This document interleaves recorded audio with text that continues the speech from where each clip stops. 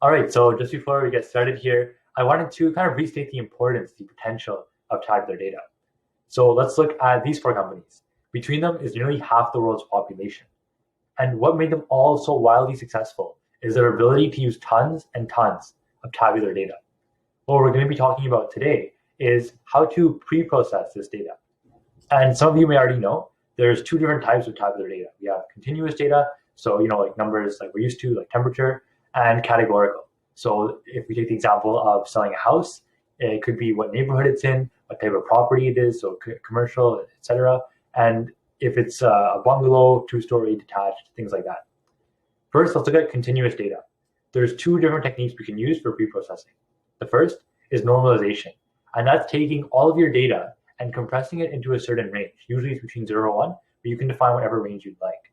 The problem with this is that say you have some outliers that are way outside the normal domain, those will cause the rest of the data to get really, really compressed. On the other hand, we have what's called standardization, and this uses a Gaussian distribution. As you can see here with the image of the bell curve, this is exactly what it's doing. It's looking at the standard deviation between the data, and it's plotting it so it's much more representative. So if you have any outliers, it won't skew the other data or compress it too much. The outlier would still be an outlier. So quickly, just summing up normalization and standardization. Normalization is when we rescale data to a different range, and standardization uses a Gaussian distribution. So you take a piece of data, you just subtract the mean, and you divide that by the standard deviation. And you can see here, I've included two different packages that you can use to actually implement this into your code. Now let's take a look at categorical data. So we have three different ways we can reprocess. One-hot encoding with a Fourier transform or with embedding. First, let's take a look at one-hot encoding.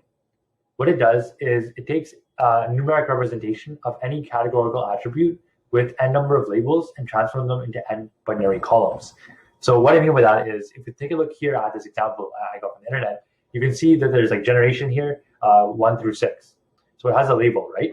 But if we want to one-hot encode this variable, what's going to happen is that it's going to create a column for each different value of the categorical attribute, right? So here there's 6 different attributes, so it created 6 different columns, and they're binary columns, meaning the value can only be 0 or 1. Either you are in this category or you're not.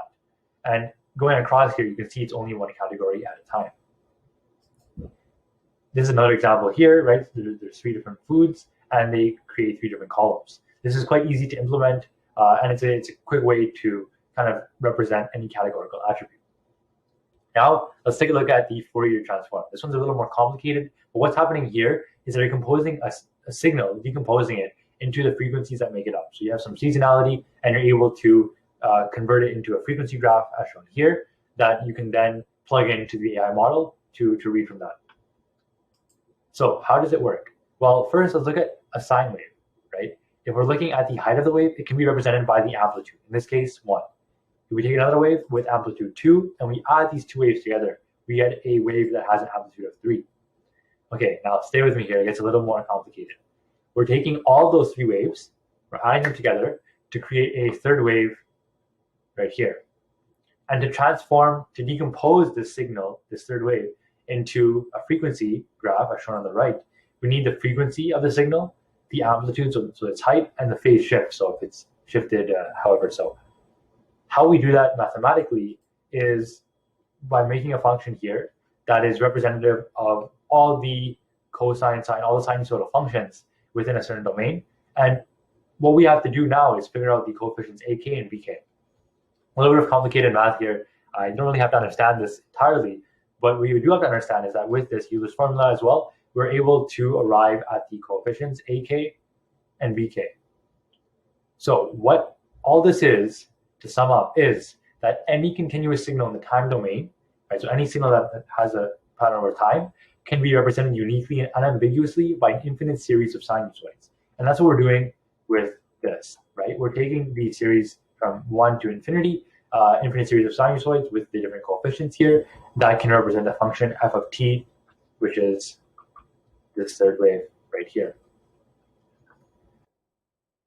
So with the Fourier transform, all you're doing is you're taking any kind of seasonality, representing it with a series of sinusoids that's infinite, and with that, transforming the seasonality into a graph that shows the frequency that you can then input into the AI model so that it recognizes, okay, there's a higher frequency here, there's some correlation, seasonality with the data.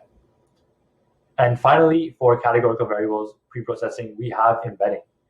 So on right here on this graph, this is a graph of the bike rentals in a certain city per month. So it starts on the left with January, goes to December, and in the middle, you can see in the warmer months, there are way more bike rentals.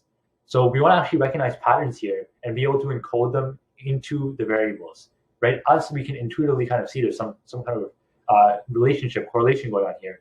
But for the AI model, they can't really see that at first glance. So if we're using one-hot encoding even, as we discussed earlier, creating those 12 columns because there's 12 months, there's no relationship. All we know is that if you're in a certain month or you're not, but it doesn't give us any indication of whether there's a relationship between the month and any other variable.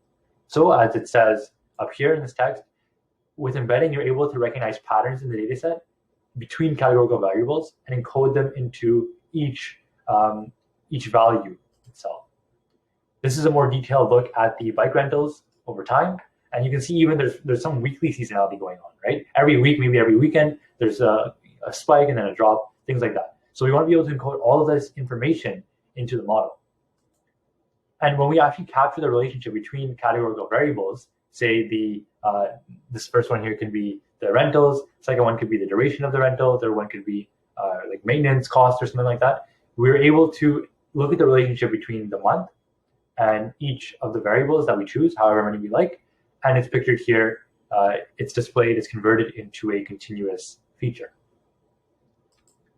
So in all, just to sum up, with tabular data preprocessing, there's two types of data, continuous and categorical.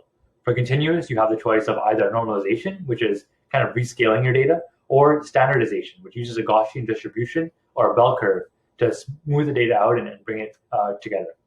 Then for categorical data, we have one-hot encoding, so creating a certain number of columns based on the number of labels in a specific attribute.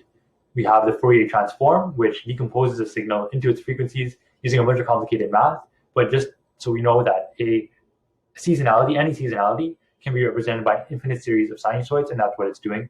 It's passing those frequency values back into the model so that the model is able to correlate the different seasons with different variables.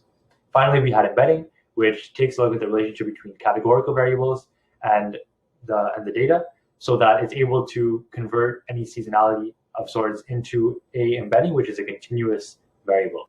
On that note, I hope that you learned something from this presentation and that it inspires you to look deeper into tabular data and tabular data preprocessing. Thank you.